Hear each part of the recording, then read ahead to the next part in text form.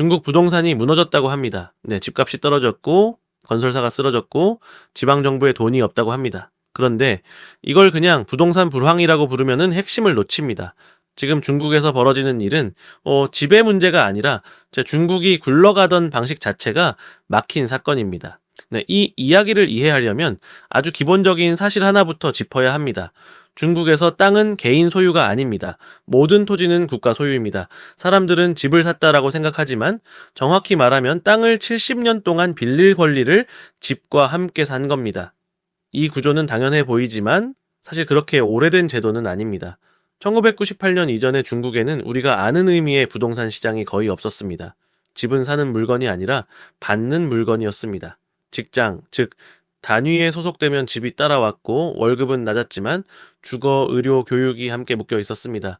집값이 오르느냐 떨어지느냐를 걱정할 이유 자체가 없던 사회였습니다. 이 구조가 바뀐 게 1998년입니다. 국가는 더 이상 집을 배급할 여력이 없었습니다.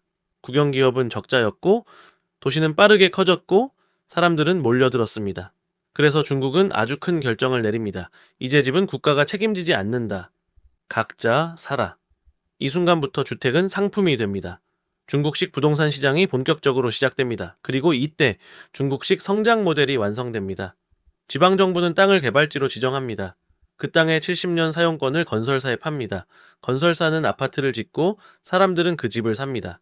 집이 팔리면 건설사는 돈을 벌고 이제 지방정부는 토지 사용권 판매로 막대한 현금을 확보합니다. 여기서 중요한 건 이 구조가 세금으로 굴러간 게 아니라는 점입니다. 중국 지방정부의 진짜 수입원은 세금이 아니라 땅이었습니다. 땅만 팔리면 공무원 월급을 주고 도로를 깔고 도시를 키울 수 있었습니다. 이게 바로 토지 재정입니다. 이 시스템은 부동산이 계속 잘 팔릴 때는 완벽하게 돌아갔습니다. 집값이 오르면 사람들은 더 사고 건설사는 더 짓고 지방정부는 더 많은 땅을 팝니다. 성장은 부동산을 통해 계속 증폭됐습니다. 문제는 이 구조가 멈추는 순간을 전혀 상정하지 않았다는 점입니다. 집이 안 팔리기 시작하면 무슨 일이 벌어질까요? 건설사는 새 땅을 살 이유가 없습니다. 집이 안 팔리는데 왜 비싼 70년 사용권을 사겠습니까? 그래서 요즘 말하는 70년 사용권을 안 산다는 말은 제도가 사라졌다는 뜻이 아니라 사줄 사람이 사라졌다는 뜻입니다. 자, 이 순간부터 지방정부는 바로 벽에 부딪힙니다. 땅이 안 팔리면 현금이 안 들어옵니다. 하지만 지출은 그대로입니다. 공무원은 자를 수 없고 빚은 이미 많고 세금을 올리면 민심이 흔들립니다. 그래서 가장 조절하기 쉬운 곳을 건드립니다. 공무원 월급입니다. 정확히는 기본급이 아니라 수당, 성과급, 보너스입니다. 공식적으로는 삭감은 없다고 말할 수 있지만 현장에서 느끼는 돈은 확실히 줄어듭니다. 그래서 사람들은 말합니다. 잘린 건 없는데 체감은 이미 삭감이다. 여기서 또 하나의 질문이 나옵니다. 그럼 70년이 끝나면 집을 반납해야 할까? 중요한 사실이 있습니다. 아직 70년이 끝난 집은 거의 없습니다. 주택 상품화가 시작된 게 1998년이기 때문에 가장 빨라도 2068년 전후입니다. 지금의 문제는 만기가 아니라 만기 이후의 규칙이 없다는 불확실성입니다.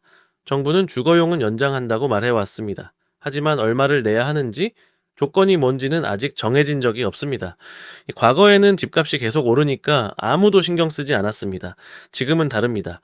지방정부는 돈이 없고 토지 재정은 끊겼고 연장 비용은 미래의 중요한 수입원이 될 수도 있습니다. 이 불확실성이 사람들을 멈추게 합니다. 그래서 중국 부동산의 본질은 집값의 문제가 아닙니다. 미래 규칙을 아무도 확신하지 못한다는 점, 바로 그겁니다. 집을 산다는 건 이제 단순한 소비가 아니라 정책 리스크까지 함께 떠안는 선택이 됐습니다. 사람들은 그 계산을 이제야 하기 시작했습니다. 결국 이 문제는 부동산 이야기이면서 중국 경제 전체 이야기입니다. 땅이 멈추자 지방정부가 흔들리고 지방정부가 흔들리자 공무원 소득이 줄고 그 불안이 소비를 더 얼립니다. 중국 경제가 어려운 이유는 성장률 숫자가 아니라 이 오래된 성장 구조가 더 이상 작동하지 않기 때문입니다. 그리고 이 문제는 단기간에 해결되기 어렵습니다. 중국 부동산의 위기는 지배 위기가 아니라 국가 운영 방식이 처음으로 멈춰선 순간입니다.